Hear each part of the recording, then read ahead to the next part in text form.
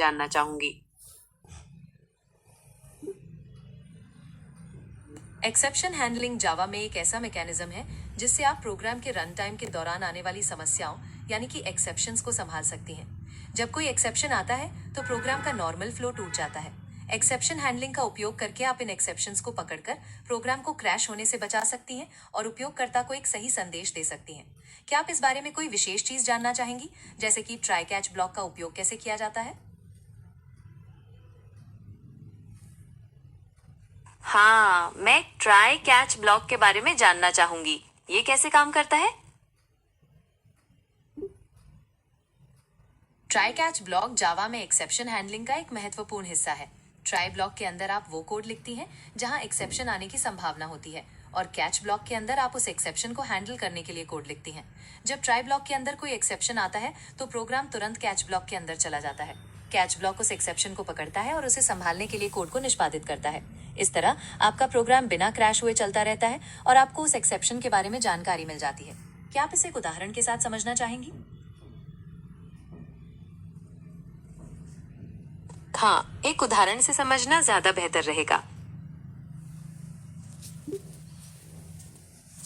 जी बिल्कुल। मान लीजिए आप एक ऐसा प्रोग्राम लिख रही हैं जो यूजर से दो नंबर लेता है और उन्हें जोड़ता है। अगर यूजर गलती से कोई नंबर की जगह कोई और कैरेक्टर डाल दे तो एक एक्सेप्शन हो सकता है। इसे संभालने के लिए आप ट्राई ब्लॉक के अंदर वो कोड लिखेंगी जो यूजर से इनपुट लेता है और उन्हें जोड़ता है, और कैच ब्लॉक के अंदर आप वो कोड लिखेंगी जो इस एक्सेप्शन को हैंडल करके यूजर को एक सही संदेश देता है, जैसे कि कृपया सही नंबर डालें। क्या अब ये स्पष्ट है? हाँ, अब मुझे एक्सेप्शन हैंडलिंग समझ आ गई। धन्यवाद।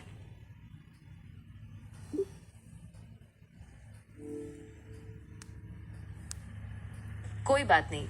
अगर आप जावा के किसी और फीचर के बारे में जानना चाहती हैं तो बेझिझक पूछें। जी, मैं जावा के मेमोरी मैनेजमेंट के बारे में जानना चाहूंगी। ये कैसे काम करता है?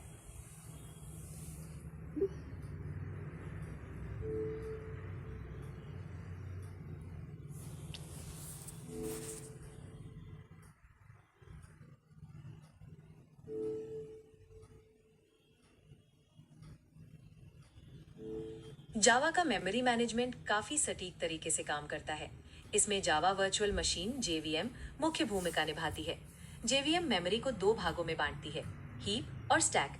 जब आप कोई नया ऑब्जेक्ट बनाती हैं तो वो हीप मेमोरी में स्टोर होता है, और जब आप कोई मेथड कॉल करती हैं तो वो स्टैक मेमोरी में जाता है। जावा के पास एक खास मैकेनिज्म होता है जिसे गार्बेज कलेक्शन कहा जाता है। ये गार्बेज कलेक्टर उन ऑब्जेक्ट्स को ऑटोमेटिकली डिलीट कर देता है जिनका उपयोग अब नहीं किया जा रहा, ताकि मेमोरी खाली रहे। क्या आप इस बारे में कुछ और जानना चाहेंगी?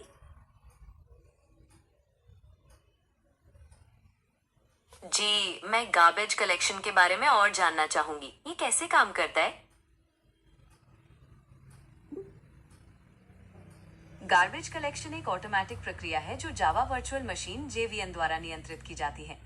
जब कोई ऑब्जेक्ट मेमोरी में बनाया जाता है और प्रोग्राम में अब उसका कोई उपयोग नहीं रह जाता, तो गार्बेज कलेक्टर ऐसे ऑब्जेक्ट्स को ढूंढकर मेमोरी को फ्री कर देता है। इससे प्रोग्रामर को मैन्युअल मेमोरी मैनेजमेंट की चिंता करने की आवश्यकता नहीं होती और मेमोरी लीकेज जैसी समस्याओं से बचा जा सकता है। क्या आप गार्बेज कलेक्शन के विभिन्न प्रकारों के बारे में जानना चाहेंगी?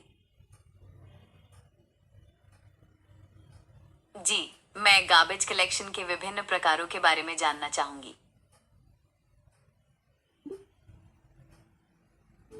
जावा में गार्बेज कलेक्शन के कई तरीके होते हैं, जैसे जेनरेशनल गार्बेज कलेक्शन, जहां ऑब्जेक्ट्स को उनकी उम्र के हिसाब से अलग किया जाता है। और भी कई तरीके हैं जो अलग अलग सिनेरियोज के लिए बेहतर होते हैं। क्या आप किसी खास तरीके के बारे में जानना चाहती हैं? जी, मैं जेनरेशनल गार्बेज कलेक्शन के बारे में और जानना चाहूंगी। ये कैसे काम करता है?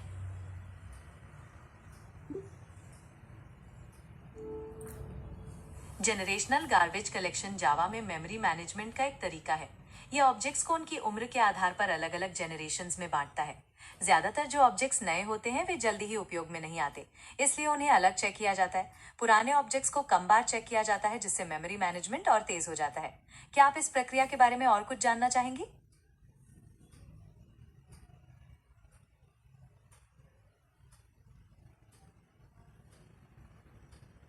जी, मैं जानना चाहूंगी कि ये अलग जनरेशन्स कैसे बनाई जाती हैं। जेनरेशनल गार्बेज कलेक्शन में जावा वर्चुअल मशीन ऑब्जेक्ट्स को उनकी उम्र के हिसाब से अलग अलग जनरेशन्स में बांटती है। ज्यादातर ऑब्जेक्ट्स नए होते हैं और जल्द ही उपयोग में नहीं आते, इसलिए उन्हें पहली जनरेशन में रखा जाता है। जो ऑब्जेक्ट्स उस जनरेशन को पार कर लेते हैं उन्हें अगली जनरेशन में भेज दिया जाता है। इस तरह गार्बेज कलेक्टर ज्यादातर चेक पहली जनरेशन पर केंद्रित करता है, जिससे मेमोरी मैनेजमेंट और तेज हो जाता है। क्या आप इस प्रक्रिया के बारे में और कुछ जानना चाहेंगी?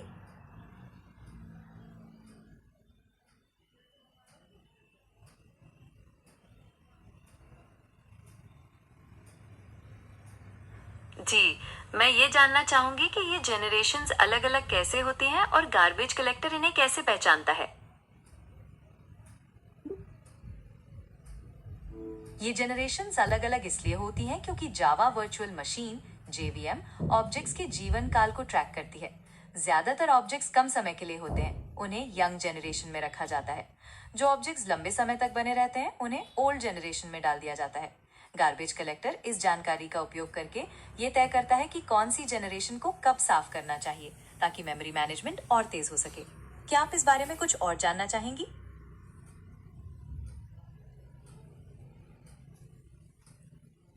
जी, मैं ये जानना चाहूंगी कि यंग जनरेशन और ओल्ड जनरेशन में क्या अंतर होता है।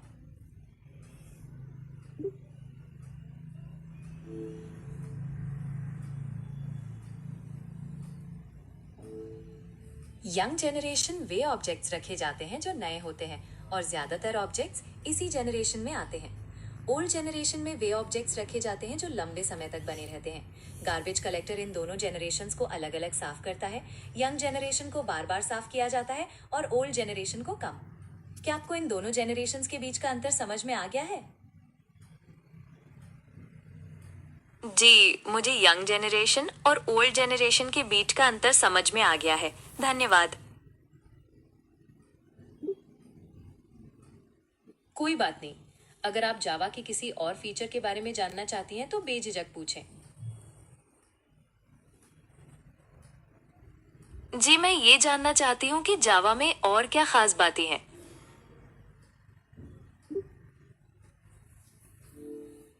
जावा की कई खासियतें हैं जो इसे दूसरी प्रोग्रामिंग भाषाओं से अलग बनाती हैं। जैसे ये पोर्टेबल है, यानी आप इसे किसी भी ऑपरेटिंग सिस्टम पर चला सकती हैं। इसकी सुरक्षा विशेषताएं बहुत मजबूत हैं और ये अपने आप मेमोरी का प्रबंधन भी करती है। क्या आप जावा की किसी खास विशेषता के बारे में विस्तार से जानना चाहेंगी?